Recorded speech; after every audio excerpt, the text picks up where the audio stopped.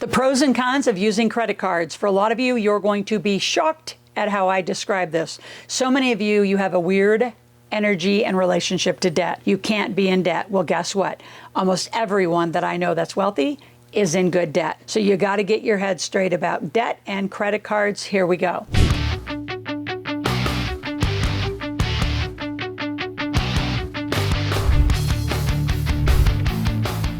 Specifically, I want to talk about three things today. Number one, how to use credit cards wisely. In fact, so wise that you make them what I call investment cards.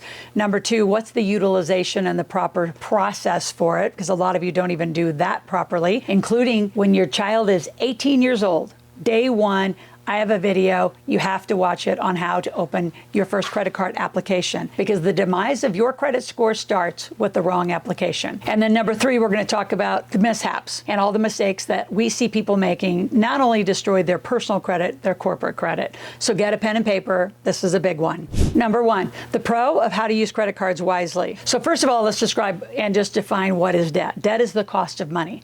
Simply, that is it. So if you look at good debt, debt that is good actually is 0, 1, 2, 3, 4, depending on an industry, maybe even 5% is good. Where bad debt is just because you don't make enough money. Now, I know that's a really different description than most of you have heard, but the only reason a lot of you have bad debt is because you're outliving your ability to make money. So is overspending really your problem?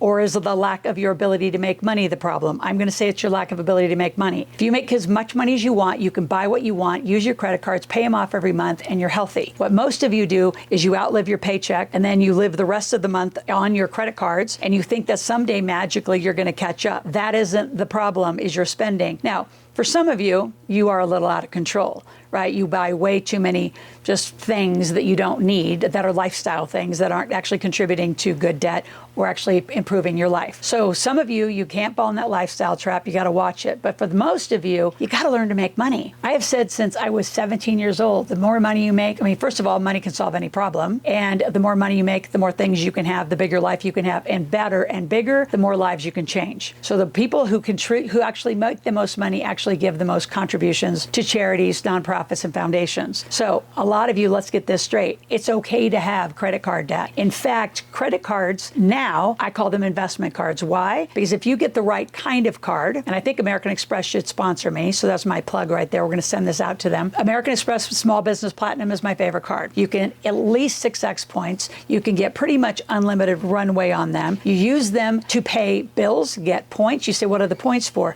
To buy other assets, other equipment, travel, hotels. You want to know how a lot of people travel in first class styles because they use their credit cards and the points strategically and smartly. So a lot of you, you're using it because you don't make enough money. So before we continue on that, I want to give you a gift. I have a workshop that I do every 3 weeks. It's called the Millionaire Intensive and Marketplace. It's a place where you're going to learn to make money. The first 2 hours is setup of what it takes to be a millionaire. And then we move into your business so you can actually sell something online on Zoom and make some money. That way you're learning to make more money so you can spend what you want. So credit cards are not bad. They're great. And in fact, you have to have them. If you're in Bitcoin, there's ATMs. I mean, what do you think that looks like? It looks like a credit card that you're going to actually hold your Bitcoin on. I mean, you're exchanging that way. Everything. There's places since COVID that don't even take cash anymore. So you can't just live in a cash and a check-based system. You've got to learn to effectively and in a healthy way learn to use credit cards wisely, smartly, move them into investment cards. How do you master the usage of credit cards? Like I said earlier,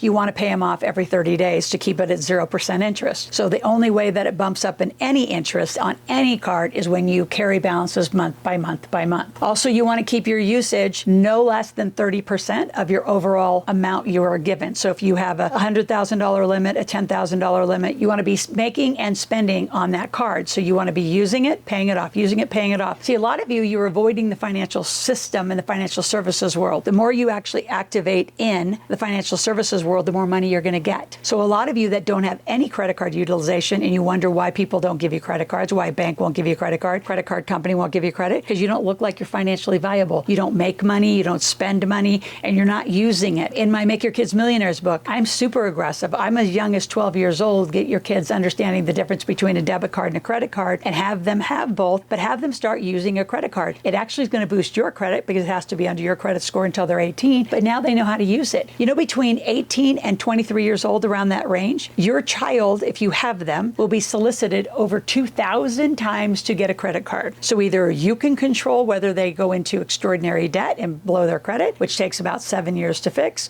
or be a responsible parent, teach them responsible use, which means model it yourself. Now, if you have horrible credit and you've already blown it and you don't know about corporate credit, go to askloral.com, ask any question, make a request, and we're going to be right there helping you out all the time. 24/7, we have somebody answering that line. If you haven't subscribed and click that notification button, I want you to do that right now. Like right now, go do it. Just click, and then every day watch it. So I'm here 5 days a week. Not for my health, for your knowledge. So those of you, especially those of you who say, oh, I'm so scared of credit card debt. I just had somebody text me this morning and say, oh, I'm going to finish all my projects. And I want to get out of, total credit card debt. And then I'll join your big table, but I don't really want to go into debt. And I'm thinking, well, the big table is an MBA, a massive bank account, experience of a lifetime, not a massive bad attitude. So it's fascinating how some of you have a weird relationship to debt. I put big purchases consistently. I leased a private plane a couple months ago. I put it on my American Express card. Why? Because I wanted the points. I wanted to 6x those points. That could take people in my family or my staff on anywhere between 3 and 5 plane rides for putting one of my private plane rides on American Express card. A lot of great uses for it, but again, you got to be responsible. Ultimately, your ability to make money will give you the ability to really use these cards effectively. Now, let's talk about the con before we complete the video.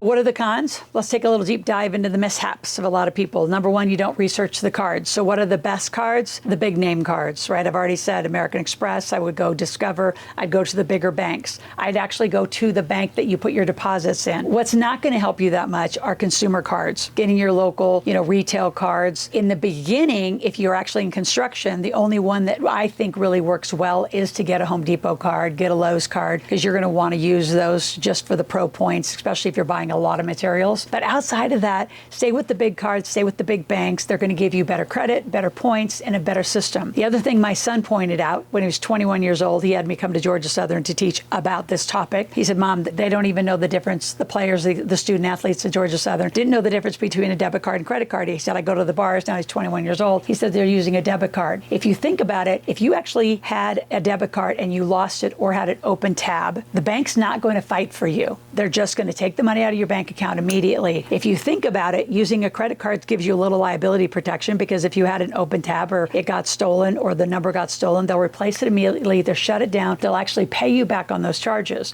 If you use bank cards, you're not going to have that kind of protection. So think about debit and credit card use. I don't carry around a debit card. It's very, very rare. I think I might have one in one of my vehicles just for an emergency. I use credit cards straight up. I want the points. I want the protection. I want to use somebody else's money for 30 days at 0% and then pay it all off and you do it again. It's going to raise your credit score. It's going to show the financial services world that you're viable and you deserve more money. Get your credit cards. Go to askloral.com if you have any questions on how to do this or how to fix it if you've already screwed it up. And if you have somebody coming into 18 years old, call our office, ask for the application video on how to set up an initial credit card application properly. It's about a 45-minute video, and make sure you do it right from the beginning. Talk tomorrow.